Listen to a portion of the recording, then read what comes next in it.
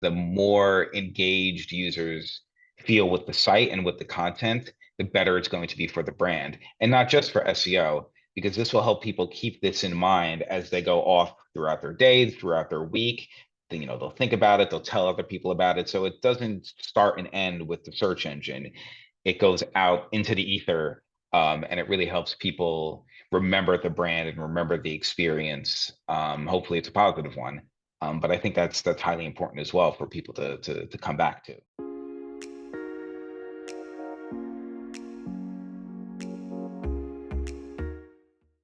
Before we jump into today's episode, I'd like to give a quick shout out to the sponsor for this episode, Ahrefs. Ahrefs provides you with an all-in-one SEO toolset that does everything from rank tracking to backlink analysis, keyword research, and technical audits. The best part, you can now use Ahrefs Webmaster Tools for free to identify and prioritize optimization opportunities for your website, see all the keywords that your web pages are ranking for, take a close look at the websites that link back to and refer you in their content, and analyze other websites to find out what drives their rankings. Visit ahrefs.com/AWT and sign up for free. And now, back to today's episode. Hello, everyone, and welcome to another episode of the SaaS SEO Show. I'm your host, George Hasiotis, and today I'm very happy to be joined by an SEO veteran and someone I've been connected with on LinkedIn for quite a while, Eric Hoover. Eric has spent the better part of 15 years working on SEO and content development. In that time, he has utilized organic search data and tactics to build stronger website architecture, develop content strategies for various consumer-facing brands, and led teams that provided measurable organic growth opportunities for clients. Eric, it's a pleasure to have you here. Thank you very much for joining us, and welcome to the SaaS SEO Show. Yeah, this is great. This is my very first podcast experience, which is funny because all I do while I'm working is listen to podcasts. So it's nice to be here. Nice to talk to you in this forum too. That's great. That's a great thing to hear. I guess we are writing history then, since this is your first one. As we do with every guest here at the SaaS SEO, so I would like to know, even though I shared a few things in the intro, but I would like to know a few things about your background, and which is a very interesting background because you have seen the game through all these different iterations, and throughout all these years that you are involved in SEO, and what has brought you to where you are today. Yeah, so it's funny. I like to say that I accidentally got into SEO, which I think is how a lot of people do. It's an indirect path for a lot of people. So, as you might be able to tell by my accent, I grew up in the New York area, grew up in New Jersey. I went to school to be a writer and a journalist. But during that time, a friend of mine who was going for the same major, we both started a website. It was called Equal Music. It's not around anymore.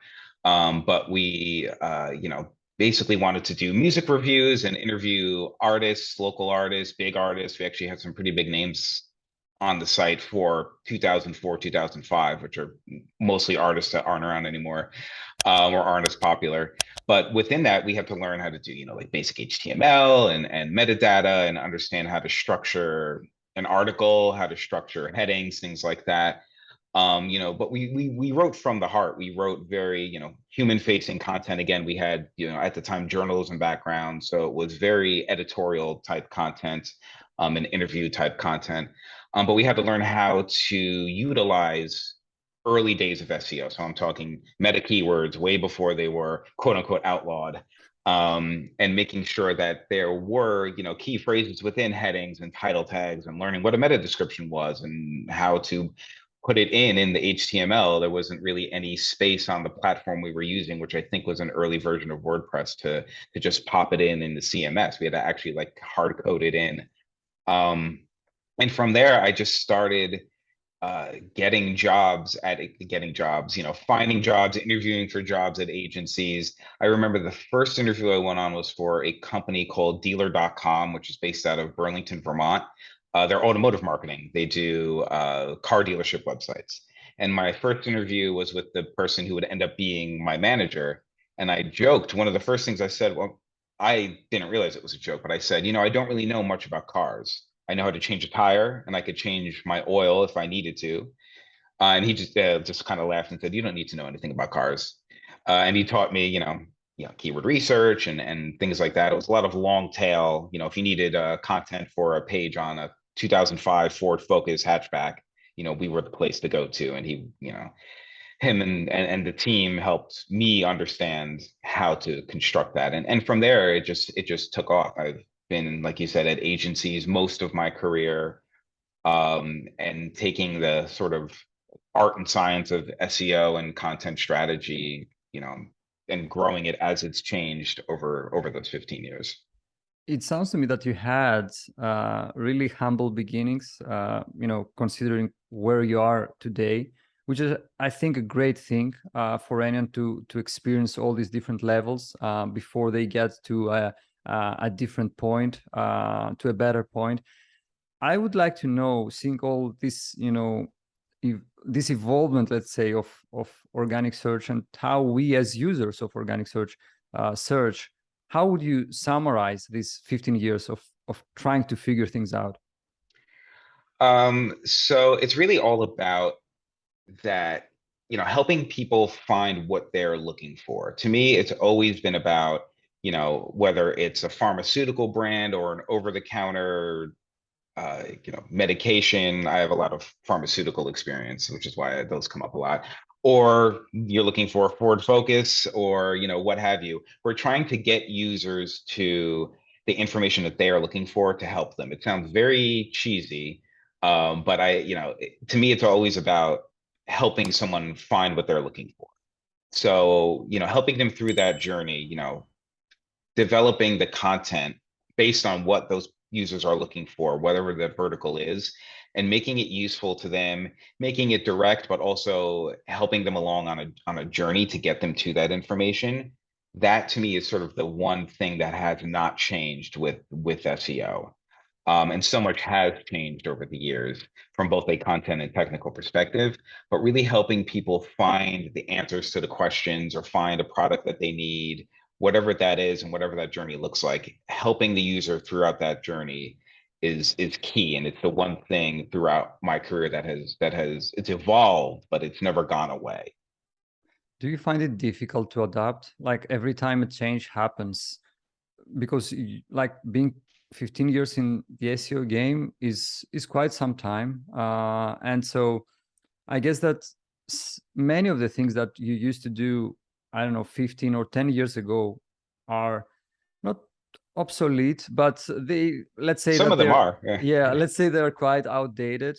And I don't know how easy it is for someone to accept that and say that, you know what, okay, this was working, but I can't keep doing that anymore. I have to adapt. I have to find new ways.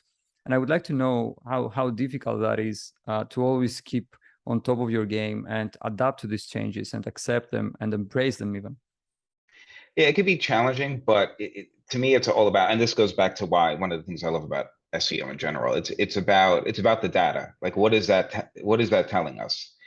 If it's telling us, for example, that Google is not crawling or caring about meta keywords anymore, or if certain types of content is no longer being prioritized, if it's content that's written for search engines versus humans, as we're seeing with the helpful content update.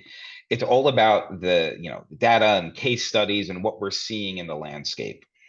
So from my standpoint, that helps me understand, okay, we can't keep doing this. It's going to end up maybe not causing a downshift for a client or for a website, but maybe they're just going to plateau and it's not going to help them advance in the organic space. But that also helps me, it helps my team explain to the client, or if it's in-house, explaining to the stakeholders, we cannot keep doing this because, as we're seeing week over week, month over month, traffic is flatlining or it's decreasing. If we keep putting money into X, Y, and Z, or time into X, Y, and Z, it's just not going to give us any great results. We need to start, advancing with the space. So it's always, and everything comes down to the data, to whether it's something like that or just we're doing monthly reporting and we're seeing month over month certain keywords aren't ranking. What's our strategy to change that? You always have to have some sort of data to back up, what we're seeing And that's how I look at the changes, and that's the tricky thing too, is both for myself, for my team, for stakeholders, for clients with SEO, it's not an immediate change. It's something that you have to watch for a while, experiment with. So that, selling that in is also tricky as well. Yeah, I agree with you. And the issue that I see is that, which also may explain why agencies in general have a questionable, let's say, reputation, is that many people and many professionals are kind of anchored in Yeah. strategies and tactics that used to work. And the thing is, like with everything when it comes to Google and organic search, that when there is exploitation, when there is an abuse of a certain, like we found a loophole and let's all do the same until Yeah. we will stop doing it because it doesn't work anymore, because Google has figured things out and they have rolled an update. uh, I think that it's difficult to accept that and move forward. And I see this change happening now with content and how we understand content and produce it, and um, in general, I mean, how we approach content, which is something that I would like to discuss later on. Yeah, I guess that you're right. Data should be treated as the source of truth, let's say, to guide us in Yeah. the things that we do, the decisions that we make. Yeah, because the data doesn't lie. I mean, it depends on how your analytics are set up, obviously, but if everything is set up properly, and if Google doesn't decide to, not, the Search Console decides to not work for a day or two, that might happen from time to time. But otherwise, that's it. That's what we have to go on. That is the truth. That's the evidence, as I like to say. Yeah. Yeah, I agree with you. I assume that you've worked with several brands all these years on their content SEO efforts, and I would like to know if there are any key learnings from this journey so far, besides the one that you mentioned earlier, and if there are any examples of companies you worked with or case studies, specific case studies that were defining for you, eye-opening for you, and contributed to shaping your current view of things. Yeah, so there's two I could think of. I might not say the brand names, but I could say what sort of verticals they're in.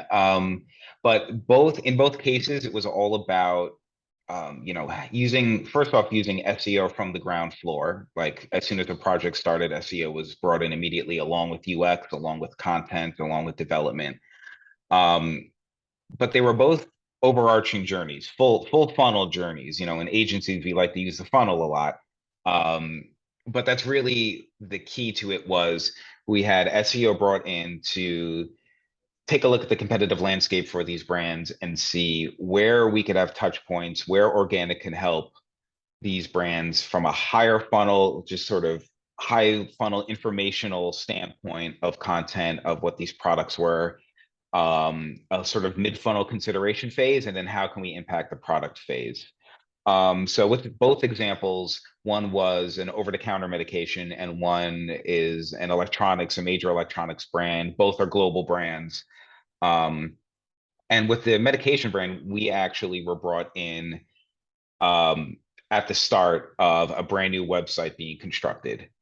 So we work directly with the development teams and the UX teams to see how the site should be structured based on competitive analysis, based on that funnel approach, even down to the URL structure, sort of high to low funnel, broader keywords to more direct purchase driven keywords, um, conversion driven keywords, things like that.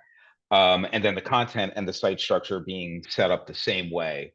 Where should the content live within the site? What should it speak to? So we had higher and mid funnel pages that were talking about like the symptoms of conditions that this drug treated and ways that you could manage it. And then the lower funnel was more about direct treatment with the actual medication or with the medication as a support structure. This site ended up being very successful from both obviously a branded but a non-brand perspective. This was around 2015, 2016. They ended up ranking really well for sort of longer tail pain management keywords. That site ended up winning an award. I have it on my LinkedIn because it's one of 2 awards I've ever won in SEO, because SEO doesn't get a lot of awards. But we won a content marketing award, and SEO was included in that because of the content strategy and the build of that whole website. And the other one I mentioned, the electronics brand, same thing. It was very much, informational content about certain products that they sold versus their competitors. That was a direct sort of counterattack, because one of this brand's main competitors was another global electronics brand that would directly attack them on their website and on their social media. Like, it was kind of insane, actually. We had to take a more indirect approach, just doing a lot of comparison content, why you should have this type of device versus their device, why it was quote unquote better without saying it was better, saying why it was different, why there were more advantages. And then, of course, within that content, leading users to sort of category level or product level pages. So driving users who might not be familiar with the brand, or are still in the early consideration phase, bringing them down into a more purchase funnel phase. And they were very successful. And those are, again, and any SEO listening to this will know these frustrations and hopefully agree that SEO works best when it's brought in very early in the phase of any development, whether it's content, whether it's a technical update, a migration, especially. SEO works best when brought in early on. There is nothing worse than when an SEO hears someone say, "Can you SEO optimize this for me?" like a day before it launches or after it launches. People listening out there, if they're SEOs, they have heard that phrase before. Yeah, I understand. And I guess the common denominator in both of the examples that you shared is the fact that SEO has a seat at the table, as I understand Yeah, it. And yeah, so I guess this is the key learning here, that when SEO has a voice and has a say on things early on, not one day before launch or whatever, then great things can happen. yeah. Yeah, Well, those are the best successes that I've seen. Is the earlier SEO is brought on, uh, the better it turns out. And not just for, organic. This helps, with social. This can help with paid, as we know. Just overall UX strategy. Even one of my favorite things to do is work directly with content strategists, work with UX strategists, because to me, SEO, content, UX, they all kind of fit within the same genre. I agree with you. And speaking of content, you've been monitoring the evolution of Google search algorithm for the last 15 years or so. Considering that Google has been releasing the latest its latest helpful content update these days, I'd like to know if you see the update as the natural evolution of Google's algorithm, and let's say a better way of evaluating content and experiences online. And I would also like to know, what are your thoughts on the general impact that this algorithm update may have on how we understand and perceive and do content? Yeah, well, I think the impact will just be the content needs to be more human. And I think that sites that have already been doing that won't really see a negative impact. They might see a positive impact, but I don't think they'll see much or any negative impact from this. Um, it's I've been calling this the spam update that's not a spam update, because they're not calling it a spam update, and technically it's not, but it sort of is.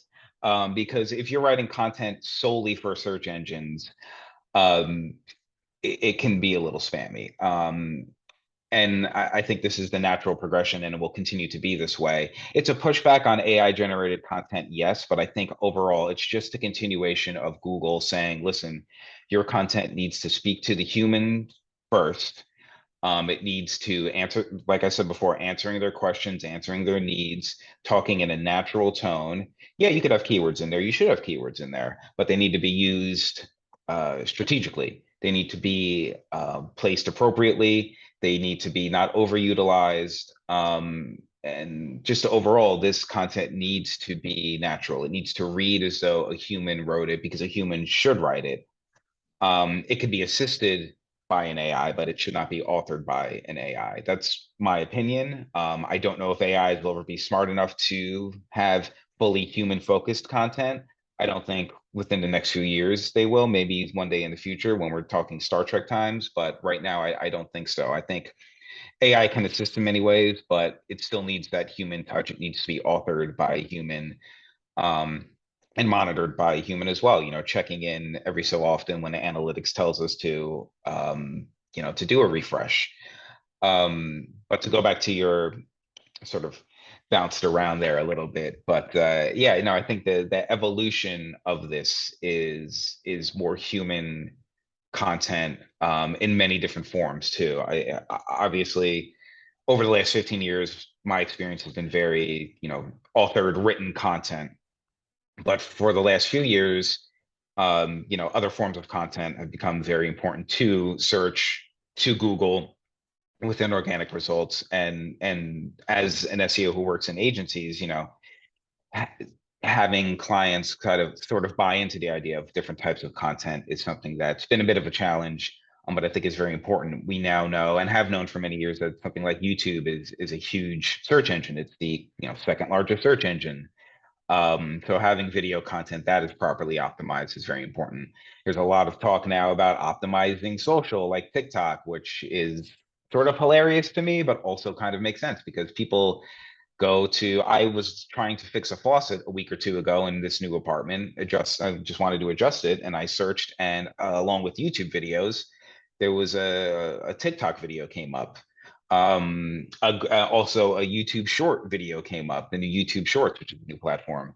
So all these things need to be kept in mind when developing content. It's not just about a page on a website with a written article. You need visuals, you need walkthroughs, you need shareable content. Like that's something that I think is only going to get more important, to Google and to many brands as well. I agree with you. And to your last point, I talk to a lot of people because of my work on the podcast, and um, lately I've been hearing a lot about this idea of interactive content and trying to create something that's a bit more, let's say, conversational and not just purely text and a couple of images and that's it. Yeah. And we have people who talk about some cases here at the podcast as well. And I would like to hear your thoughts on that. As I understand it, and especially from an agency standpoint, it's more difficult to push towards, let's do something more interactive because that may require development time, and Yeah. it's always difficult to request development time. Um, Whereas writing text, it's not, let's say, as like you can control that Yeah. better. But I would like to hear your thoughts on that. Do you see, let's say, a gradual shift, or not a shift, but do you see interactive content, let's say, being more present in content moving forward? Yeah, absolutely. I think that users want to interact more. They want to feel more engaged, especially as, again, social media like Instagram, like TikTok become more prevalent. People want to feel like they're more part of a moment, part of this engagement. And I think overall it will help with, again, using the word engagement, it will help with site engagement overall. It will keep users on the site longer, keep users exploring the site or the page more. So I do think it's important. I do think we'll continue to see it grow. Um, it can be tricky, like you said, to sell someone on the idea of developing it. It's much more time consuming. But again, I'll go back to sort of the idea of what analysis and what data is showing us. If we're going to see users engaging more or competitors doing more interactive content, that's something that will only feed the need for it, for more brands, more or websites to utilize it. And then at the end of the day, it's all about tracking how users find that content, and how they interact with it to really sort of drive the point home. Personally, yeah, I've worked with a little bit of that type of interactive content. Um, Sort of like, websites that allow you to click through, sort of like a quiz or questionnaire, things like that.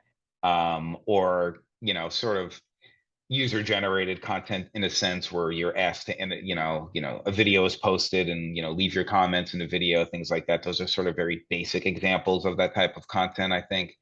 But again, you do see engagement with these types of pieces of content across many different types of brands. Like the examples I gave earlier are just two of the verticals that I work on, both previously and currently. And the more engaged users feel with the site and with the content, the better it's going to be for the brand. And not just for SEO, because this will help people keep this in mind as they go off throughout their day, throughout their week. Then, they'll think about it, they'll tell other people about it. So it doesn't start and end with the search engine. It goes out into the ether, and it really helps people remember the brand and remember the experience. Hopefully it's a positive one. But I think that's highly important as well for people to come back to. I agree with you, and I think that some of the best ideas and some of the most visited websites nowadays have started by not thinking of SEO and by just developing something that was not there before. The need was not there, and they created demand for that. And I think that we are going to publish a blog post on our website about that. We call that heuristic SEO vs algorithmic SEO. I care only about checking the boxes, which I wouldn't say that belongs to the past, but I would say that we need more of the other way, like more creative approaches to how you can not just target keywords, but like actually create demand for something. Speaking of which, one thought I have very often is that since many of the traditional elements that SEO professionals used to work on have less significance, some of them we mentioned earlier, for example, title tags, what do you think the role of an in-house SEO professional or SEO agency will be in the future? And I guess my question is, will there be anything left for us to do in the years to come? I hope so. Yeah, no, there's going to be plenty for us to do. I think that SEO is still kind of a niche thing within the marketing, advertising world, whatever you want to call it. So I think having that expertise is something that's always going to be needed. And you're always going to need strategy. Everything we've talked about in this chat stems from the idea of a brand or a company or whomever needs a strategy to get their message out. And you could have no title tags, no meta descriptions. You're still going to need content on the page. You're going to need that content to work and load and run properly from a back end perspective. And you're still going to need to understand what the landscape looks like. What other pieces of content, if it's not a title tag or a meta description, what is ranking out there? What are your competitors doing?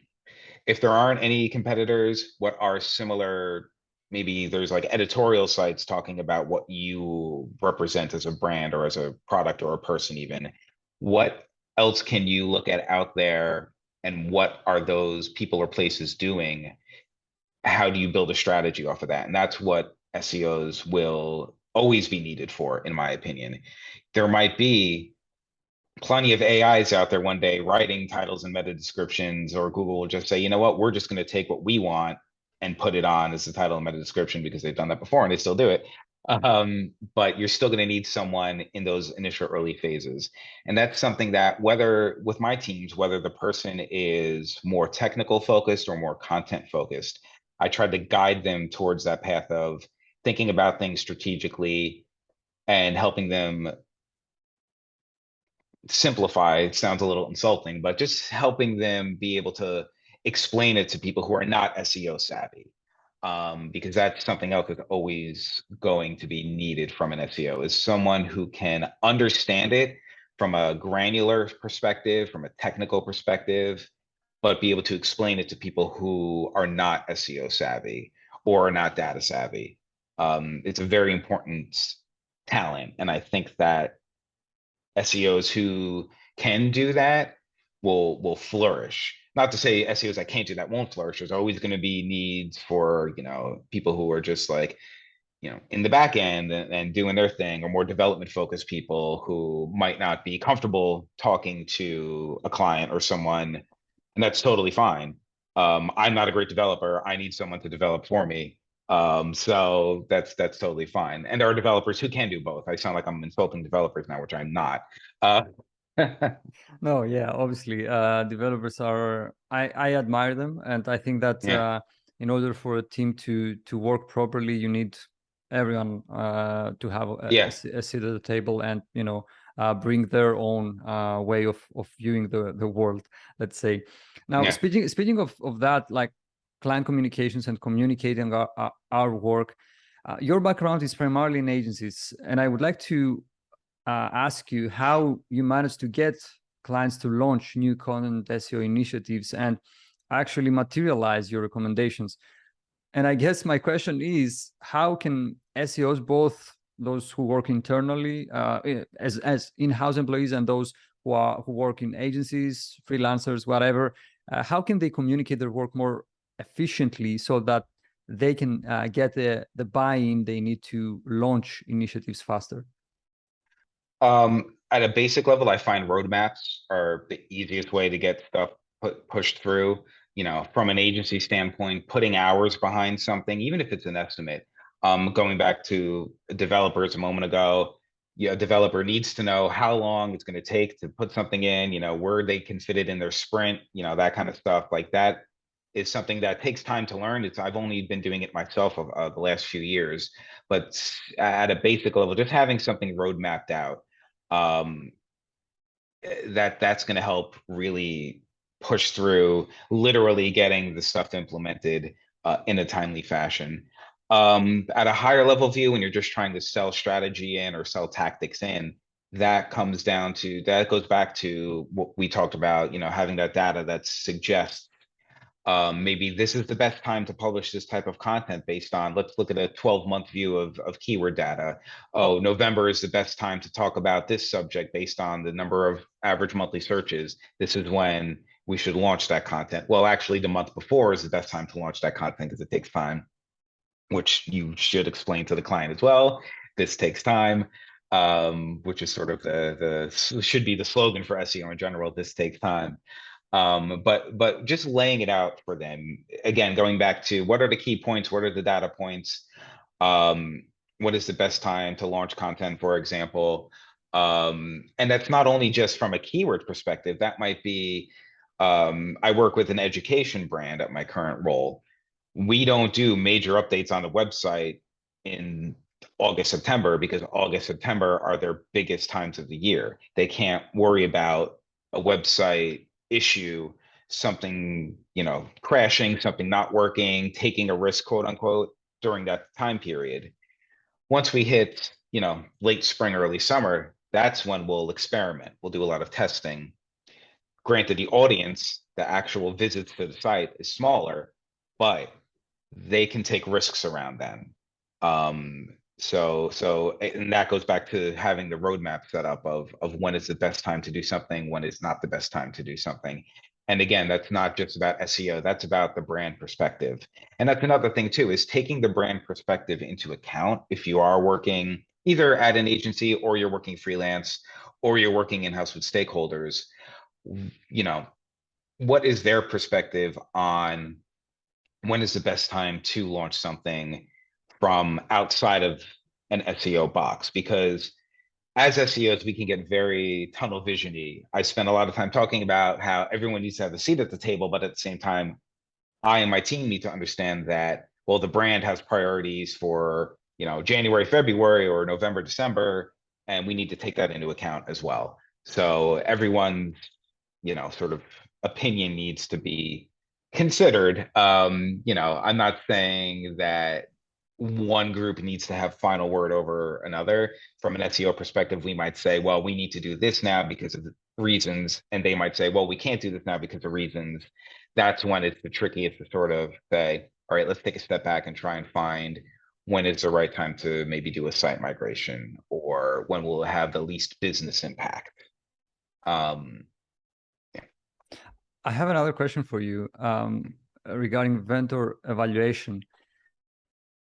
there are obviously many unreliable, let's say, or not so trustworthy providers out there. However, there are many trustworthy ones.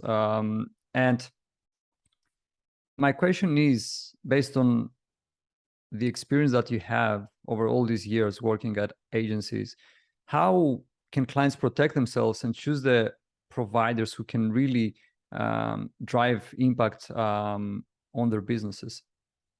Yeah, I think with vendors, with some of the tools that we use, things like that, I think engagement also is a big thing for them. And I think, and a lot of agencies do this as well, where they sort of angle themselves as, we're not your agency, we're not your, analytics tool, we're your partner. We're there with you. And I think that, and that's shown to work with the growth of places like a Deloitte or EPAM or companies like that, where you become literally part of the team. Like, you're hired by Deloitte or whomever, but when you have the client, you are a part of the client's team. You have a client email, you have all that kind of stuff. So really you might be an agency or you might be a vendor, but really being connected as much as possible. And I'm not saying, you're taking calls from the client at 2 a.m. Hopefully you don't have a client like that. But being there when you're needed, and even when you might not be needed, staying engaged. The best vendors we work with as an agency, and the best feedback we get from clients as their agency, is being proactive. Any vendor that is proactive, sending out one-sheeters or white papers about algorithm updates without being asked, things like that, that can really help. And I think that's very important. I think you don't want to just be there answering questions when they come in, being, reactive to things that are happening. You need to be as proactive as possible to what's happening within the landscape, suggesting ideas, suggesting tactics, or just keeping a client or a company abreast of what's going on in the world of search. I agree with that, and that's exactly what I was telling one of my team members just before we get on this call. Exactly that. That was exactly the being proactive is extremely important, and it takes you out of so many, let's say, difficult situations also, because Yeah. with an update, for example, all you have to do is just write an email, inform them. Also, because that at the end of the day, they will search for information somewhere online, and it's better if that place where they are going to look for information first is your blog, or I don't know, your YouTube channel, or whatever you distribute Yep. your content. So I agree with you 100%. We are running out of time, and I have one last question for you. 15 years in the SEO industry. How do you think the next 50 years will be? Feel so old when you say that. I think it's just going to continue to be human focused. It's going to be, whether it's written content, interactive content, whether it's on desktop, on your phone. It's not going to be on desktop. It's going to be, that type of human focused content. It's going to still be helping people find the information they're looking for, helping them throughout their journey, and doing it, as quickly as possible, both from a technical standpoint and an informational standpoint. It's just helping the user. People are busy now, so maybe more than ever. People need to find answers to questions quickly and have those answers be informative. And that's just going to be what it is. It's what it is now, and that's what it will continue to be. I like it, and I think that is a great way to close this episode. Eric, this was very insightful. I really enjoyed this conversation, and I really hope to have you on again at some point in the future. Last question I have for you: call to action for our listeners. Where can people find out more about you and get in touch if they want? Yeah, I have a website, erichooverdigital.com. I haven't updated it in like 2 years, but it's got some of my older projects on there as case studies. It's got my LinkedIn, all that kind of stuff. So feel free to reach out on there. Yeah. Okay, we will drop it in the show notes. And once again, thank you very much for doing this. I really appreciate it, knowing how busy you are. And yeah, looking forward to more human-centric, let's say, content and experiences online. Yeah, same. Yeah, this was great. Thank you very much. Before you go, I'd like to give a quick shout out to the sponsor for this episode, Ahrefs. Ahrefs provides you with an all-in-one SEO toolset that does everything from rank tracking to backlink analysis, keyword research, and technical audits. The best part, you can now use Ahrefs Webmaster Tools for free to identify and prioritize optimization opportunities for your website, see all the keywords that your web pages are ranking for, take a close look at the websites that link back to and refer you in their content, and analyze other websites to find out what drives their rankings. Visit ahrefs.com/AWT and sign up for free.